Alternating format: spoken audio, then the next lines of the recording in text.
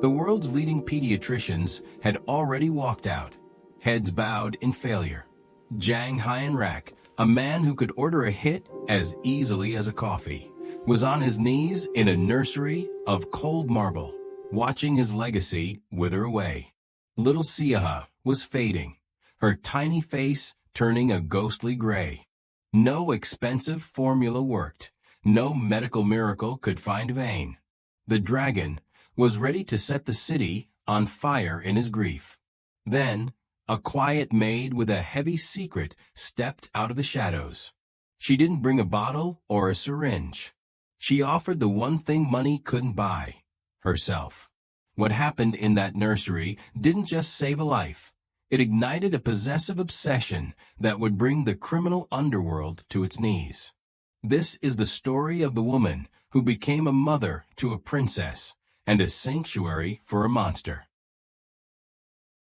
Rest assured, you have found the premier destination for the most gripping and authentic tales of the Korean Mafia and global crime syndicates.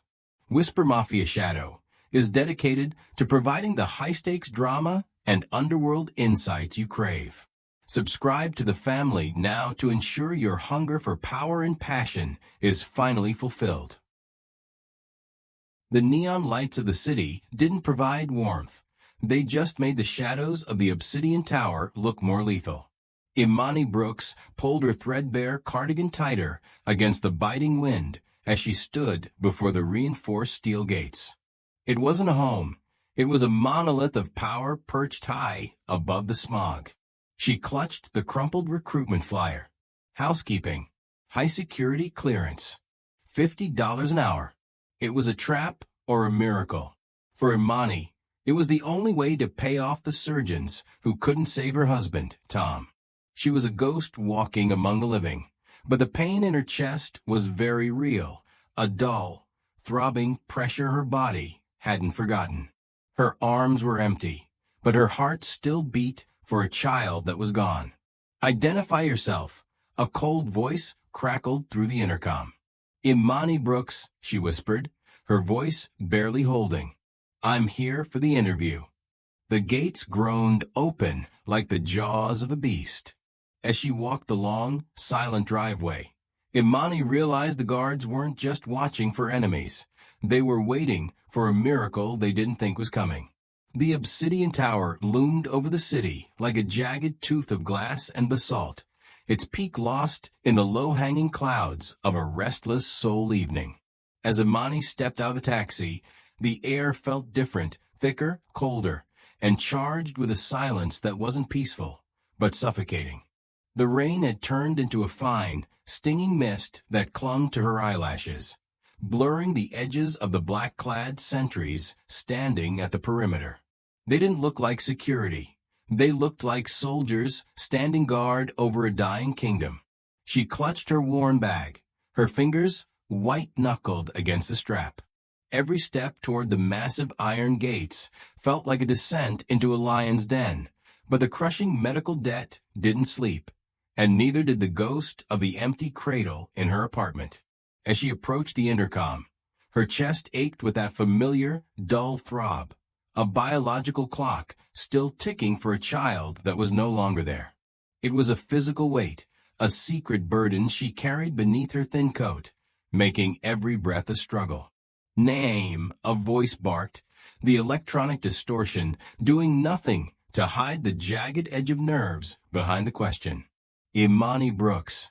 For the housekeeping position, she replied, forcing her voice to remain steady. The gates hissed open with a sound like a drawn blade, and she walked up the long, winding driveway.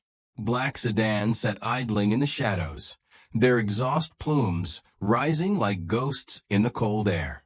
The atmosphere wasn't just quiet, it was electric with a primal, naked terror. Inside, the foyer was a temple of minimalist violence, gray marble, sharp architectural lines, and the scent of expensive sandalwood masked by the sharp tang of ozone. But the staff moved like shadows fleeing a fire. A maid in a crisp uniform rushed past her, weeping silently into her apron, her face ashen. The guards, men with scarred knuckles and cold eyes, were looking toward the grand staircase with an expression Imani recognized all too well. The look of people waiting for a bomb to go off. Then she heard it. It wasn't the roar of the dragon, Jang Hyen Rak, though she expected his fury to shake the walls. It was a sound that sliced through the heavy, professional silence of the mansion like a serrated knife. It was a cry, but it wasn't the healthy, demanding wail of a newborn. It was a weak, rasping mewl, the sound of a creature that had reached the end of its strength. It was the sound of a baby who had stopped fighting for life. Imani froze, her own heart hammering against her ribs. The ache in her chest flared into a sharp, burning heat, a visceral response to the fading voice of the child. Upstairs, a broad-shouldered silhouette cast a long, jagged shadow against the marble landing, holding a tiny, still bundle. The dragon was powerless, and in that moment of fading hope, Imani knew she was the only one who could hear what the baby was truly asking for. Imani didn't wait for permission. The guards were paralyzed by their own fear, watching the dragon crumble. But Imani was driven by a different kind of terror, the kind that only a mother who had touched the cold skin of her own lost child could understand. She bypassed the silk-suited sentries and pushed open the heavy oak doors of the nursery. The room was a sterile vault of white marble and high-tech monitors, all of them screaming with the frantic, steady beeps of a life slipping away. Jang Hyen Rak stood in the center of the room, his black shirt unbuttoned at the collar, revealing the dark, predatory ink that climbed his neck. He looked less like a man and more like a cornered beast.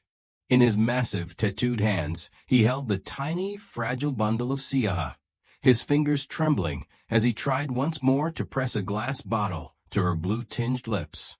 "Drink," he hissed, his voice a jagged wreckage of command and despair. "Siaha, you must drink." Hyen Rak's hand tightened on the small of Imani's back, his body coiled like a spring. But Imani moved first. She stepped out from the shadow of his protection, moving between the rival and the child.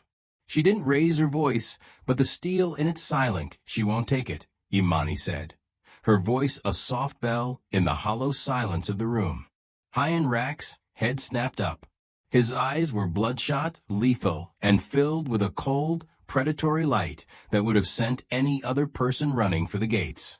He moved with a speed that defied his size, closing the distance until he towered over her, the scent of expensive cologne and ozone-sharp adrenaline rolling off him in waves. "Who let you in here?" he growled, the threat of violence vibrating in his chest.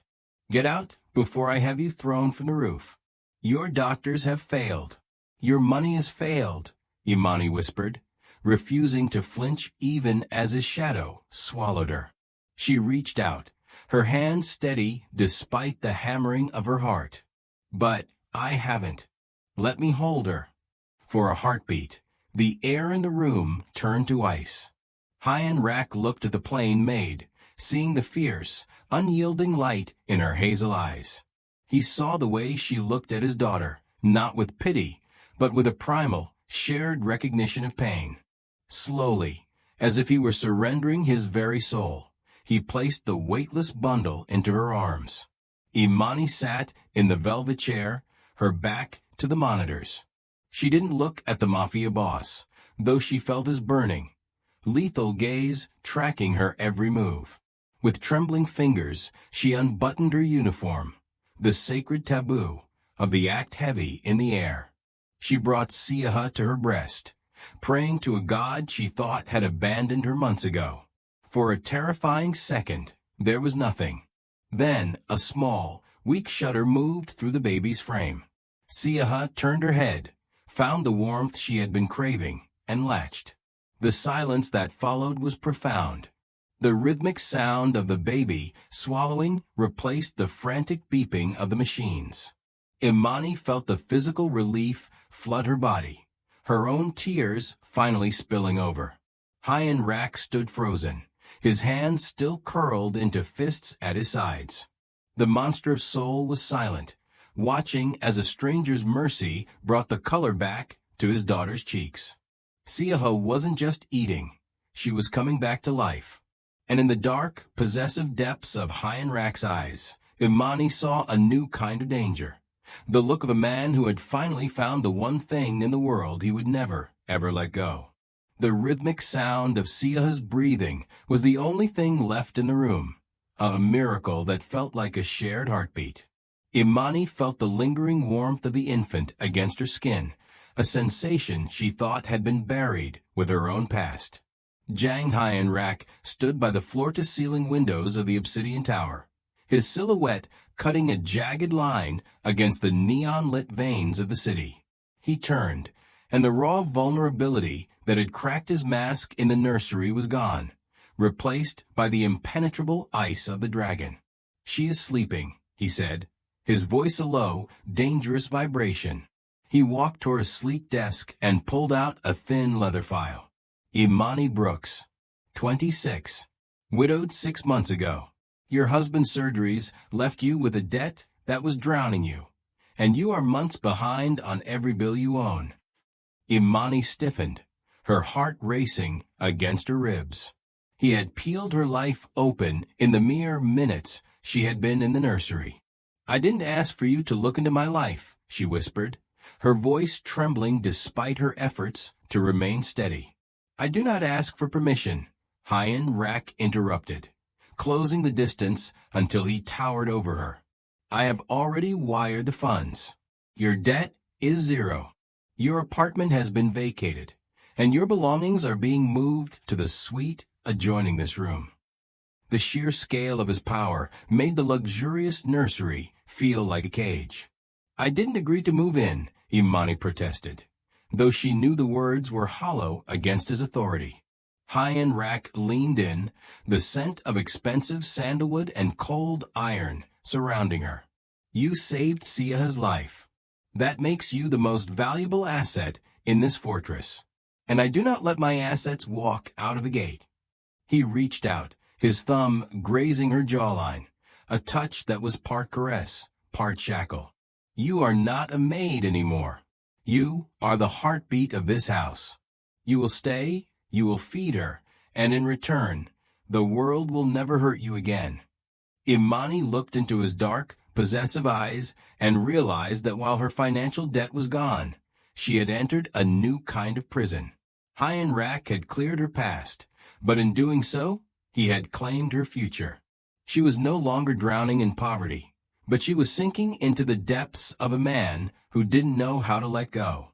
She was now property of the tower, a gilded captive of the Crimson Dragon.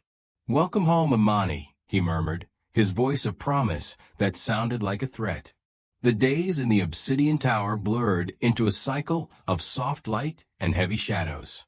Imani's suite was a masterpiece of cold luxury, but it was the nursery that felt like the only living room in the fortress. Jang Hyenrak remained a ghost in the doorway, a silent sentinel who watched them through the dim glow of the nightlight. He was the most powerful man in the city, but whenever he looked at the sleeping Siaha, Imani saw a flicker of something he couldn't kill, a terrifying, raw helplessness. One evening, as the rain lashed against the bulletproof glass, Imani decided the distance had to break. Siaha was full. Her tiny fingers curled into the air as she drifted off, but instead of placing her in the crib, Imani turned toward the shadow in the hall. "She knows your scent, you know," Imani said softly, her voice cutting through the hum of the air purifier. "But she doesn't know the warmth of your arms."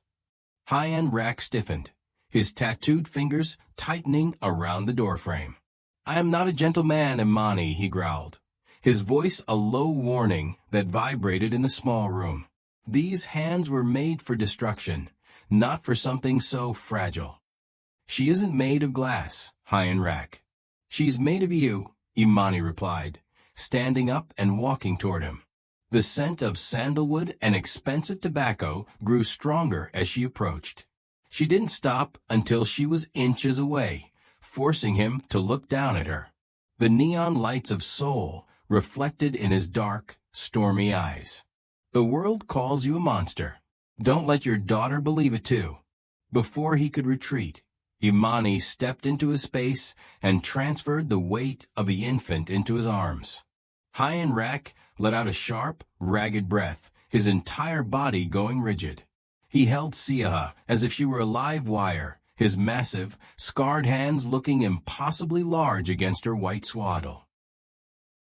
Rest assured, you have found the premier destination for the most gripping and authentic tales of the Korean Mafia and global crime syndicates.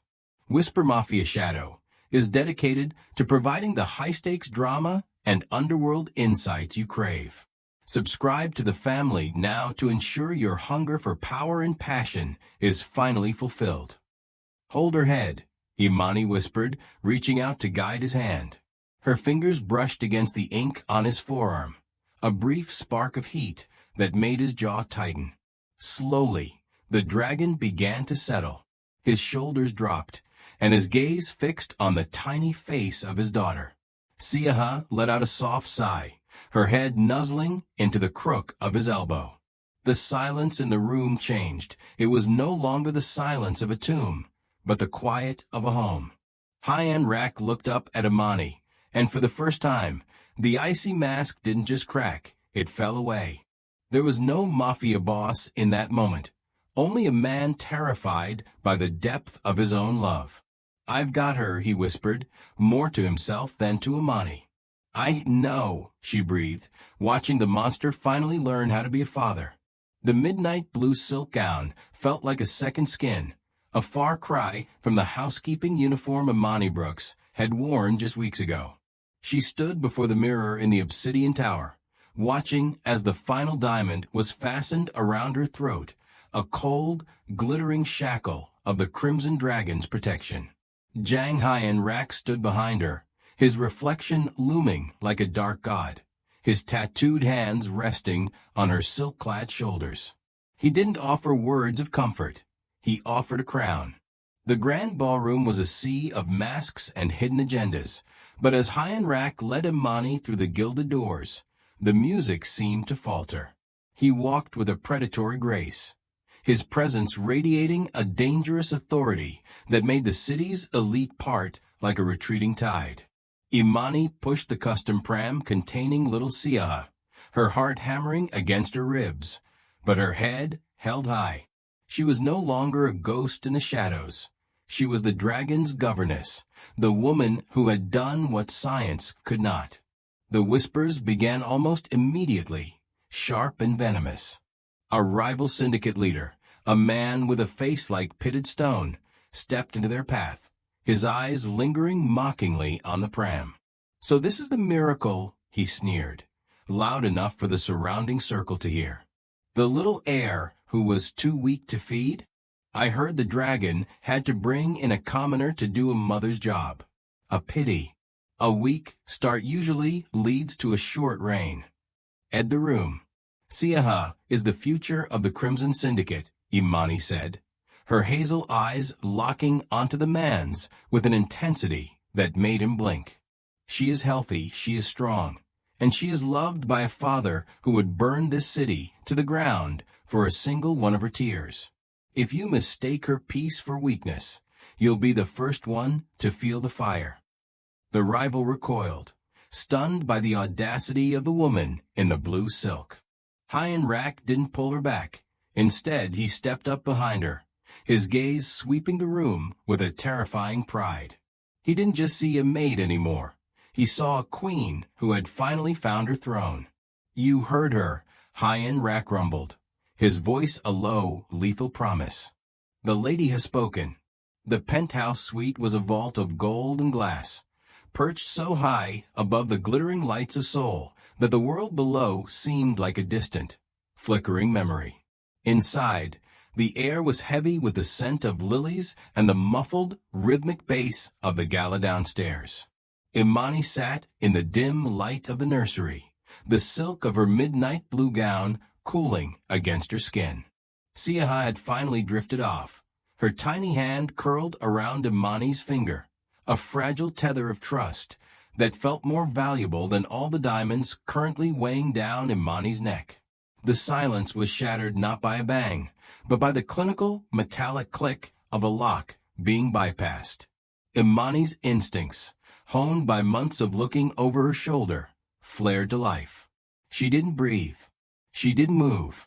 Two shadows detached themselves from the darkness of the outer suite, their forms obscured by tactical gear and the dull matte of silenced pistols. They didn't look like High-in-Rack's men. They moved with the soulless, robotic precision of hired assassins. The girl. Fast, one hissed, his voice a distorted rasp. Imani didn't scream. If she screamed, Siaha would wake, and a crying baby was a target. Instead, she acted with a desperation that bypassed fear. She snatched a heavy crystal decanter from the nursery's side table and hurled it with every ounce of her strength. It shattered against the lead assassin's mask in a spray of amber liquid and jagged glass. As he staggered, Imani scooped Siaha from a crib, shielding the baby's head with her own body, and dove behind the reinforced mahogany desk. "Touch her, and I'll kill you myself," she whispered, her voice a jagged edge of defiance. A bullet bit into the edge of the desk, spraying with splinters into her hair.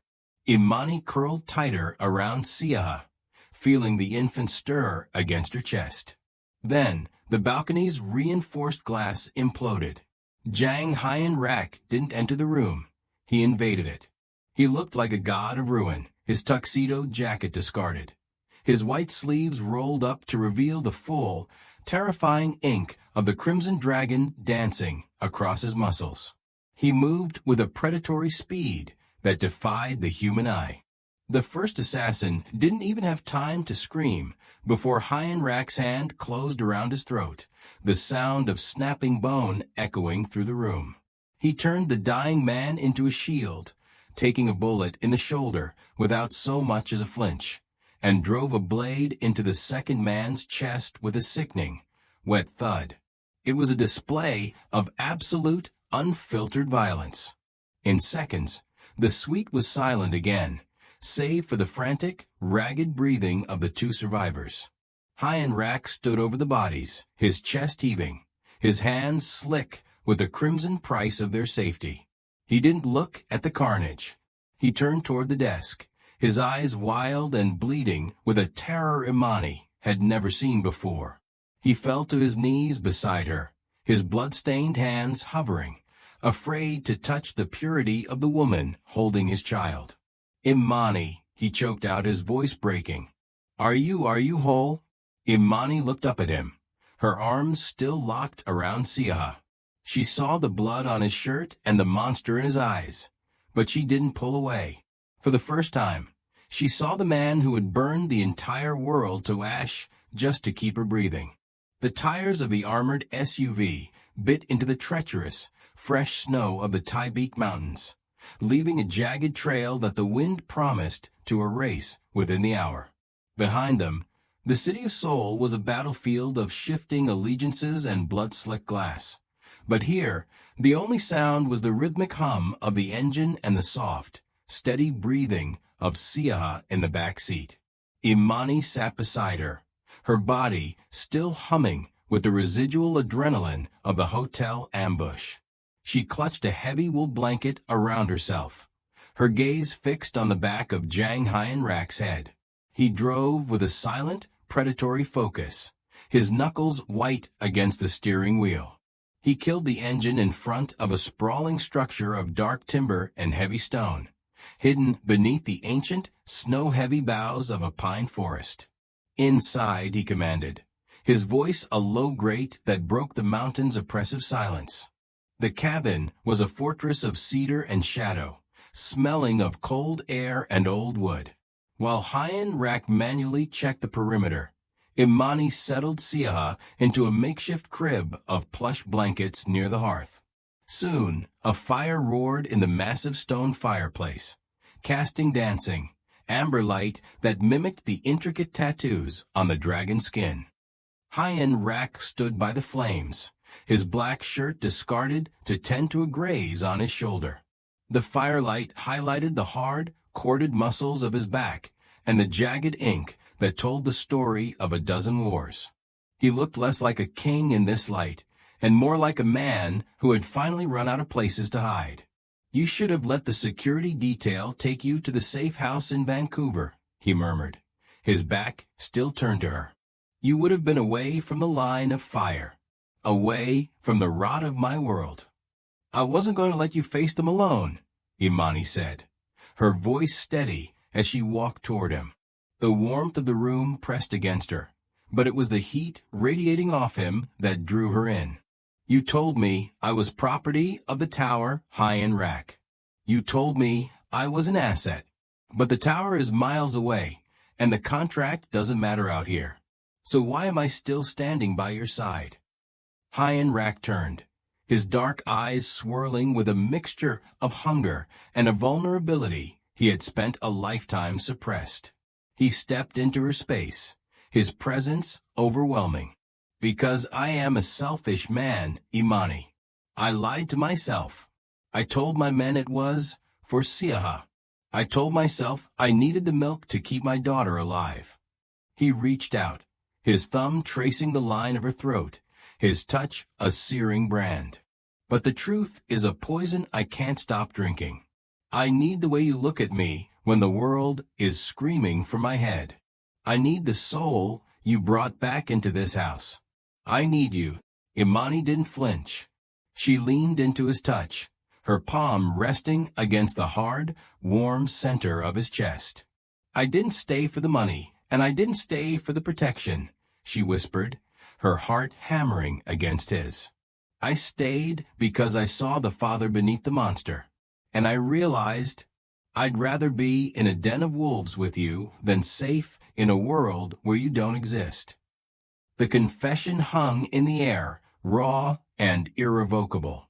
High-End Rack didn't answer with words. He grabbed the back of her neck, threading his fingers through her hair, and pulled her into a kiss that tasted of desperation, snow, and a long-denied sanctuary. In the silence of the mountain, the dragon finally surrendered, and for the first time, Imani wasn't just the woman who saved his child. She was the woman who had claimed his heart. The peace of the mountain sanctuary was a fragile thing, shattered not by the storm, but by the sharp, rhythmic crack of a high-powered rifle. The first bullet tore through the heavy oak door, splintering the wood like bone. Imani, who had been humming a low lullaby to Siaha, didn't scream. Her instincts had been forged in the fire of loss, and they responded now with cold, sharp clarity. She snatched the sleeping infant from the cradle, just as a second round obliterated the stone fireplace, spraying soot and sparks across the rug. Jang High-End Rack was on his feet before the glass hit the floor, his eyes shifting from the warmth of a father back to the glacial ruthlessness of the dragon. He didn't look back as he grabbed the rifle leaning against the kitchen counter, his movements a blur of lethal precision. "Imani, the cellar." Now, his voice was a roar that commanded the very air in the cabin. She didn't argue. She scrambled into the pantry, her heart hammering against her ribs like a trapped bird. She kicked aside the heavy wool rug, revealing the trapdoor to the root cellar. Behind her, the front door exploded inward under a continuous hail of gunfire. The men entering weren't the rivals from a city. They were High-End Rack's own inner circle, led by the cold, calculating shadow of Elder Park. The betrayal tasted like ash in the air. The Judas strike had finally landed. "He's mine." High-End Rack's voice echoed through the cabin, followed by the deafening thunder of his own weapon. He stood in the center of the living room, a god of war shielding his new world. Imani dropped into the darkness of the cellar, clutching Sia so tightly she could feel the baby's tiny heart racing against her own. She pulled the heavy wooden door shut and slid the iron bolt just as boots thudded onto the floorboards directly above her. The cellar was damp, smelling of earth and old cedar, but it was a fortress. She huddled in the corner, pressing Siaha to her chest, using her own body as a living shield against the chaos. Above her, The world dissolved into a cacophony of violence. The heavy thud of bodies hitting the floor, the staccato rhythm of gunfire, and the guttural bellows of a man who had everything to lose. Imani closed her eyes, rocking the whimpering baby in the pitch black. She wasn't just a maid or a wet nurse anymore. She was the anchor for a monster. And as the ceiling groaned under the weight of the struggle, she realized she would die in this dirt before she let a single hand touch the child who had saved her soul. The reckoning didn't happen in the streets. It happened in the bowels of the Obsidian Tower, where the air was cold and smelled of damp concrete and iron. Elder Park sat bound in a high-back chair, his face a map of bruises and desperate excuses. Jang Hyen Rak stood over him, the dragon's ink on his neck seeming to writhe in the dim, flickering light. "I thought you were family," Park stammered, his voice thin and cracking. Hyen Rak didn't answer with words. He looked down at his scarred knuckles, the ones that had learned to hold his daughter with tenderness only because a maid had shown him how. "Family is a sanctuary," Hyen Rak finally whispered, his voice like grinding stone. "You made it a battlefield. You tried to starve a child to feed your greed." The muffled sound of a single, decisive shot echoed through the chamber, a final period on the old regime. The traitors were gone, purged by the very fire they had tried to ignite. 3 months later, the Obsidian Tower was no longer a tomb of black marble and silent terror. Sunlight, rare and precious in the city, filtered through the high windows, illuminating the ivory lace of Imani's gown. She stood before a floor-to-ceiling mirror, no longer the shivering girl with a threadbare cardigan and a heart full of ghosts. She was the Crimson Queen. The physical ache in her chest, once a reminder of her grief, had been replaced by a profound fullness she never thought she'd feel again. She was no longer a ghost walking among the living. She was the heart of the fortress. Hyen Rak entered the room, dressed in a tailored suit so black it seemed to swallow the light. He didn't stay back in the shadows this time. He walked directly to her, his large, tattooed hands resting possessively on her waist as he pulled her back against his chest. "You look like life itself," he murmured against her ear, his breath warm and steady. The ceremony was private, a sacred binding witnessed only by a few loyal guards and the soft, happy babbles of Siaha. The infant sat in a tiny velvet chair, her cheeks rosy and full, her eyes bright with the curiosity of a child who knew only safety. When Hyen Rak slid the diamond band onto Imani's finger, it wasn't just a sign of marriage, it was a coronation. He wasn't just claiming a woman. He was acknowledging the soul that had saved his kingdom from within. "I told you the world would never hurt you again," he said, his voice thick with a protective heat as they looked out over the city they now ruled together. Imani leaned her head against his shoulder, watching Siaha reach for a stray flower petal. The debt was paid, the hunger was gone, and the monster had finally come home. They were a family forged in blood and milk, and as the sun set over Seoul, the Obsidian Tower finally felt like a fortress worth defending. Rest assured, you have found the premier destination for the most gripping and authentic tales of the Korean Mafia and global crime syndicates. Whisper Mafia Shadow is dedicated to providing the high-stakes drama and underworld insights you crave. Subscribe to the family now to ensure your hunger for power and passion is finally fulfilled.